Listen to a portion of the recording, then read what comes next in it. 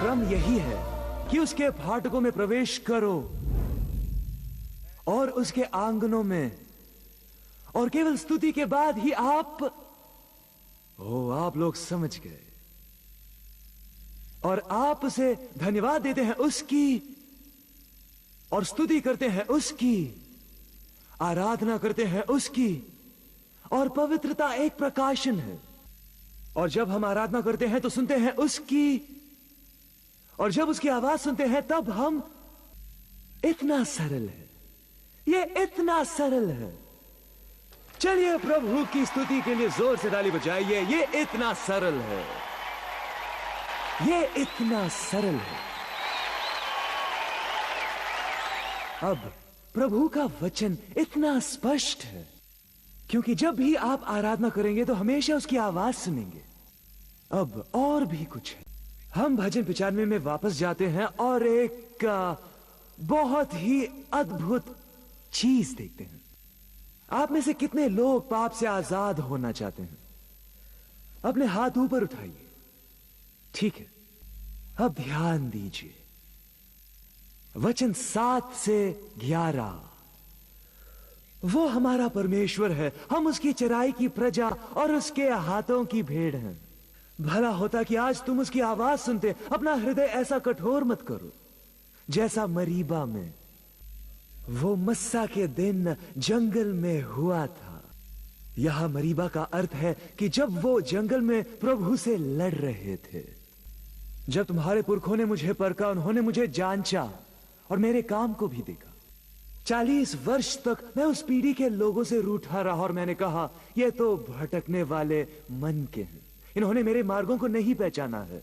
अब ध्यान दीजिए। इस कारण मैंने क्रोध में शपथ खाई कि ये मेरे विश्राम स्थान में कभी प्रवेश न करने पाएंगे। ये मेरे विश्राम स्थान में कभी प्रवेश न करने पाएंगे। केवल आराधना ही हमें प्रभु के विश्राम में लेकर आ सकती है। केवल आराधना ही हमें दे सकती है विश्राम। हम प्रभु के विश्राम में प्रवेश करते हैं। अब आपको कुछ कहना चाहता हूं। जब लोग पाप से लड़ रहे हैं, वो प्रभु की उपस्थिति में नहीं है। आपको कुछ बताना चाहता हूं। 70 के दशक में मैंने इसका अनुभव किया है और आज तक करता हूं। जब मैं प्रभु की आराधना करना शुरू करता हूं, तभी प्रभु मुझे विजय देता है पाप पर, क्योंकि पाप पर विजय प्रभु के विश्राम का अनुभव किए बिना असंभव है। मैं विश्राम का अनुभव नहीं कर सकता हूं जब तक आराधना न करूं। आराधना मेरे कान खोलती है ताकि उसकी आवाज सुन पाऊं। आराधना मुझे उसकी आवाज के अनुसार करने देती है क्योंकि उसकी आवाज सुनता हूं। और आराधना मुझे प्रभु के विश्राम में लाती है। इसलिए उसने भजन में कहा है, वो मेरे मार्ग नहीं जानते हैं, जानते नहीं है कि मैं कैसा हूं, और वो मेरे विश्राम में प्रवेश नहीं किए हैं। इसलिए आराधना मुझे लाती है विश्राम में। केवल आराधना करने वाले ही विश्राम में प्रवेश करेंगे। और इब्रानियों अध्याय 4 वचन 9 से 11 कहता है कि इसलिए ये जान लो कि परमेश्वर के लोगों के लिए विश्राम बाकी है, क्योंकि जिसने उसके विश्राम में प्रवेश किया है, उसने भी परमेश्वर के सामने अपने कामों को पूरा करके विश्राम किया है। अतः हम उस विश्राम में प्रवेश करने का प्रयत्न करें। ऐसा न हो कि कोई जन उसके समान आज्ञा न मानकर गिर पड़े। यह आराधना ही है जो हमें विश्राम में लाती है। क्यों है ना यह अद्भुत? मैंने पूछा, क्यों है ना यह अद्भुत? अब कुछ पल के लिए भजन 95 में वापस जाते हैं। मेरे साथ निकालिए भजन 95। आपको कुछ दिखाना चाहता हूं कि उन्होंने आराधना क्यों नहीं की। वचन 7 कहता है कि वो हमारा परमेश्वर है, हम उसकी चराई की प्रजा हैं और उसके हाथों की भेड़ हैं। भला होता कि आज तुम उसकी आवाज सुनते, अपना हृदय ऐसा कठोर मत करो जैसा मरीबा में वो मस्सा के दिन जंगल में हुआ था, जब तुम्हारे पुरखों ने मुझे परखा, उन्होंने मुझको जांचा और मेरे काम को भी देखा। 40 वर्ष तक मैं उस पीढ़ी के लोगों से रूठा रहा और मैंने कहा, ये तो भटकने वाले मन के हैं, मेरे मार्गों को नहीं पहचाना है। इस कारण मैंने क्रोध में शपथ खाई कि मेरे विश्राम स्थान में प्रवेश न करने पाएंगे। अब देखिए, इजरायली लोग आराधना के लिए प्रभु की पुकार सुनने में सफल नहीं हुए। भजन 95 हमें बताता है कि उसके परिणाम में क्या हुआ। इसलिए आराधना में असफल होने के क्या परिणाम है? जी, पहले हम देखते हैं कि उनके दिल कठोर हो गए। दूसरी बात हम देखते हैं कि वो उसकी आवाज नहीं सुन सकते थे। तीसरी बात हम देखते हैं कि प्रभु का क्रोध उन पर आया, जैसे हमने अभी पढ़ा है वचन 7 से 11 में। और नंबर 4, हमने देखा कि वो प्रभु के नियुक्त विश्राम में प्रवेश नहीं कर पाए। जब लोग आराधना नहीं करते हैं तो उनका दिल, उनका हृदय, मुझे कहना चाहिए, कठोर हो जाता है। केवल आराधना आपके दिल को प्रभु के लिए कोमल रखती है। क्या मैं ऐसे फिर से कहूं? केवल आराधना ही आपके दिल को यीशु के लिए कोमल रखती है। जब आप आराधना करना बंद कर देंगे तो दिल कठोर हो जाता है। दूसरी चीज जो उनके साथ हुई, वो उसकी आवाज सुन नहीं पाए। आज हम में से बहुत से कम लोग प्रभु की आवाज सुनते हैं, क्योंकि बहुत ही कम लोग आराधना करते हैं। उसकी आवाज कैसे सुन पाएंगे जब हमारा दिल कठोर हो गया है? उनके साथ तीसरी बात जो हुई, यह कहता है प्रभु का क्रोध उन पर आया, क्योंकि यह कहता है बहुत ही स्पष्ट, जब तुम्हारे पुरखों ने मेरी परीक्षा की, मेरे काम देखे, 40 वर्ष तक मैं उस पीढ़ी के लोगों से रूठा रहा और मैंने कहा, ये तो भटकने वाले मन के हैं, इन्होंने मेरे मार्गों को नहीं पहचाना है। इस कारण मैंने क्रोध में शपथ खाई। उन्होंने उसका क्रोध देखा प्रेम के बजाय। क्यों? क्योंकि आराधना नहीं कर रहे थे। जो लोग प्रभु की आराधना नहीं करते हैं, उसका प्रेम नहीं देखेंगे, सिर्फ उसका क्रोध देखेंगे। और अंत में वो इनके लिए प्रभु के नियुक्त विश्राम में प्रवेश नहीं कर पाए, क्योंकि उन्होंने आराधना नहीं की थी। अब एलिया भविष्यवक्ता समझ गया था कि विश्राम कैसे पाए।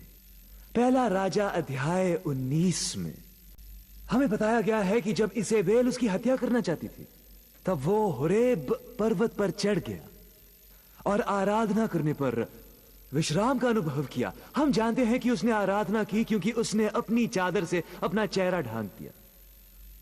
बाइबल हमें बताती है, पहला राजा 19 के वचन 13 में, उसने अपना चेहरा चादर से ढांक दिया था। यह आराधना का काम है। और जब एलिया ने आराधना की, उसे मिला विश्राम। जब वो आराधना कर रहा था, उसने सुनी आवाज। जी हां, आप समझ गई मेरी बहन, आप समझ गई। जब उसने खुद को ढांक दिया, उसने आवाज सुनी। कितने लोग फिर से प्रभु की आवाज सुनने के लिए तैयार हैं? आपको क्या करना होगा? आपको क्या करना होगा? आराधना। खुद को आराधना की उस चादर से ढांक दीजिए।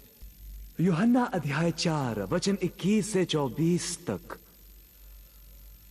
हम देखते हैं कि जब प्रभु कुएं के पास उस स्त्री से बातें कर रहा था, उसने कहा, प्रभु ऐसे आराधकों को खोज रहा है जो आराधना करेंगे आत्मा और सच्चाई से। प्रभु कह रहा है 2 आत्मिक दशा के बारे में। लेकिन पहले चलिए देखते हैं कि सच्चाई से उसका अर्थ क्या था। प्रभु उन्हें खोजता है जो आराधना करते हैं आत्मा और सच्चाई से। सच्चाई से प्रभु का अर्थ क्या था? प्रकाशित वाक्य 21:8 में हमें बताया गया है कि सारे कायल और झूठे प्रभु की उपस्थिति से निकाल दिए जाएंगे। हमें बताया गया है कि झूठे प्रभु की उपस्थिति में नहीं रह पाएंगे।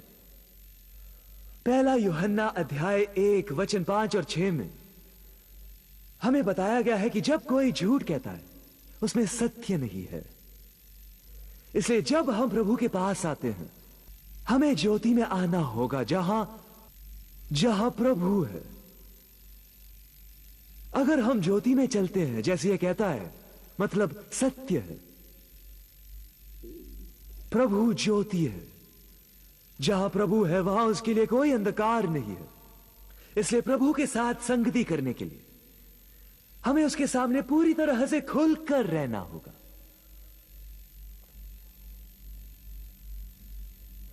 हमें खुद को उसके चरणों में सच्चे टूटेपन और पश्चाताप के साथ रख देना है, सत्य के साथ आना है।